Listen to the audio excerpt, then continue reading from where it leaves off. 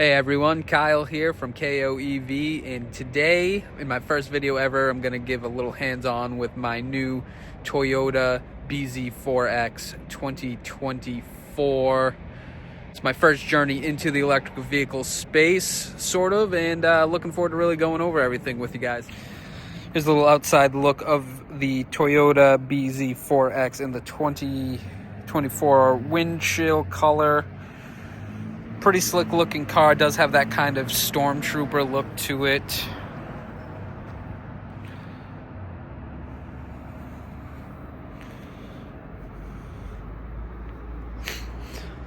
Gonna go over all the ins and outs, my overall thoughts on it, how I like it so far, just about with 400 miles on it. Let's get to it. All right, here we are in the cabin, where we've got our speedometer, our steering wheel, our 12.8 touch screen, which is very fast and responsive, especially when you have your Android Auto or Apple CarPlay attached to it. We have all of our buttons for temp control, heated seats, heated steering wheel. One thing I do love, obviously, is a nice wireless charger right there, as well as a USB-A input. Plenty of space down below where we have our USB-C inputs, as well as a 12-volt adapter right here. But yeah, plenty of room right under there. We've also got some extra storage space right over here in our armrest that goes even deeper. I believe that's because there is no glove box in the bZ4X. Nothing there. I do love the feel of the upholstery, almost like a carpeted feel. Toyota's always made great cabins, so this just, fits the Toyota mold perfectly. A lot of room, a lot of leg space. One kind of thing that takes a little bit to get used to is the shift button right here. You have to press down your brake, obviously, and then push down to go into neutral. Right's going to bring you into drive, and left will put you into reverse, where this annoying beeping sound happens. I'm going to put it into park before I talk about that beeping sound. Push that button down for park. Feel like this could be done a little bit differently, although it is what it is. That's how the car comes. I guess with that beeping sound, you can have the Toyota dealership program it to turn off. I am going to look into that, and I will follow up, let you guys know how that works out. Also got your panoramic sunroof, moonroof. However, it does have this bar right here. If you've been in other EVs such as Tesla or Rivian, you'll notice that they do not have that bar. It's just full. Maybe it's there for protection. Not sure. Very easy to push on. You got your light controls up here that light up this light ring that you can kind of see. A lot of space in the back as well. Do got the 2 car seats back there for the kids, but it gives them so much room. First time they jumped in it, they couldn't believe how much extra room they had. Yeah, so overall, the cabin is great. Toyota has always made a great cabin, comfortable cars, as I've said. So I'm not really shocked that it's this nice and comfortable. I am shocked about the amount of room. I didn't expect there to be this much room in the car. We're going to go around back real quick, check out the back of the car as well as the trunk, and give my overall thoughts on that. All right, going to the back of the bZ4X. It's kind of what it looks like right there. The one thing I don't really like, or that's taken some time to get used to, again, I've only put about 400 miles on this, is that, as you can see, there's no back windshield wiper. That has kind of been a pain. The water's just supposed to roll off. You can't clear it. But here is the trunk. Open it up. I got some stuff in there just so you can kind of see what the actual trunk space is. Got some awesome swag from my Toyota dealership. Nice coat here from Toyota as well. Tonal cover. See, you got the straps from the car seat back there. There is some understorage right there. I've got some cleaning supplies roadside emergency kit, as well as the plug-in wall charger for the bZ4X.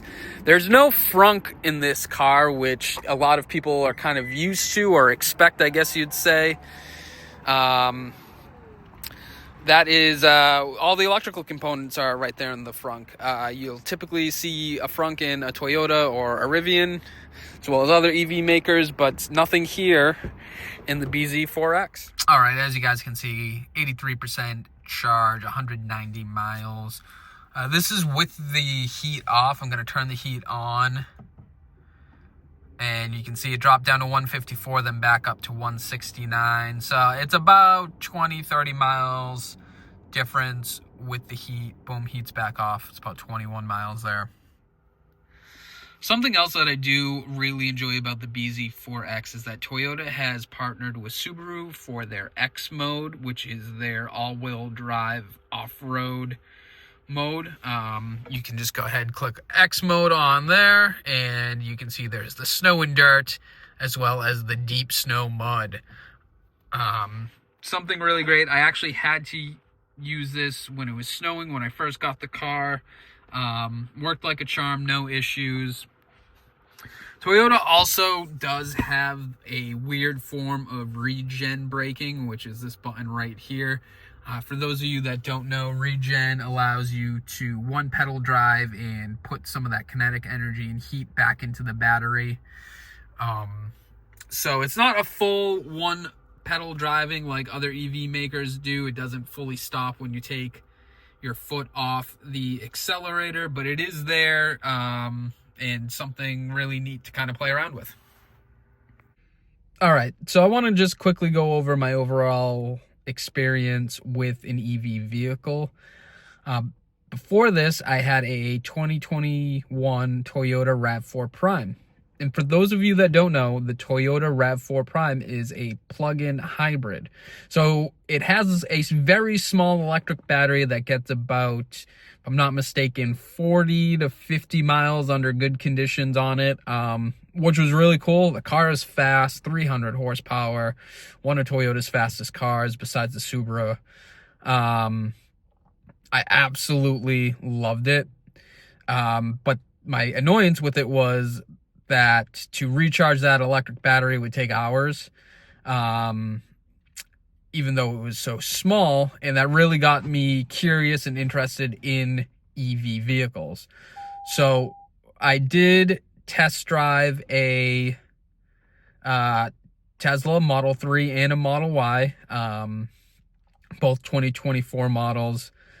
Don't get me wrong, they're great. A lot of technology. Love the minimalistic feel and vibe.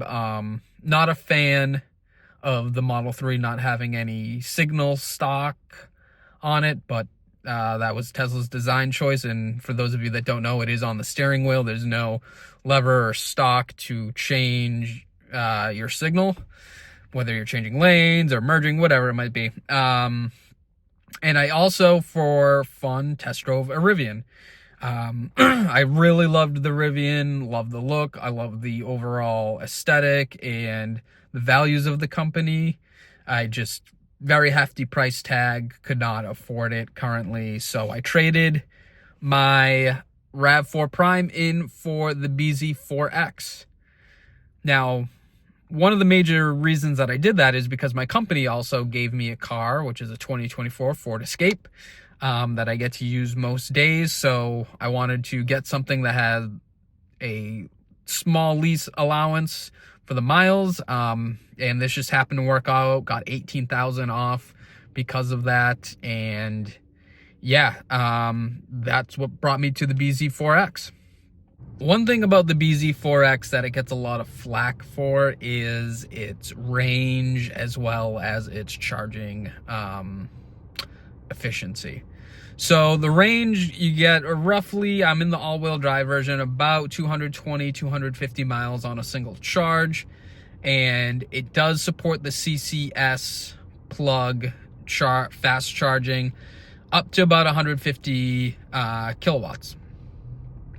Now, I've only tried to fast charge once, and it wasn't under the ideal conditions. It was just after a snowstorm, and I charged at an Electrify America power station, and I was getting about 52 kilowatts max. Only charged for about 20 minutes and went on my way. So that was pretty slow. I do get free level 1 charging through ChargePoint at the garage that I park in. So that's great. I can plug this in overnight and walk away, come back in the morning, and I've got 100% battery. I've only had to do that twice. So I think the bZ4X is going to be great in terms of commuting, right? You're going to work, you're going to the bank, grocery store, going to see friends and family that live, relatively close.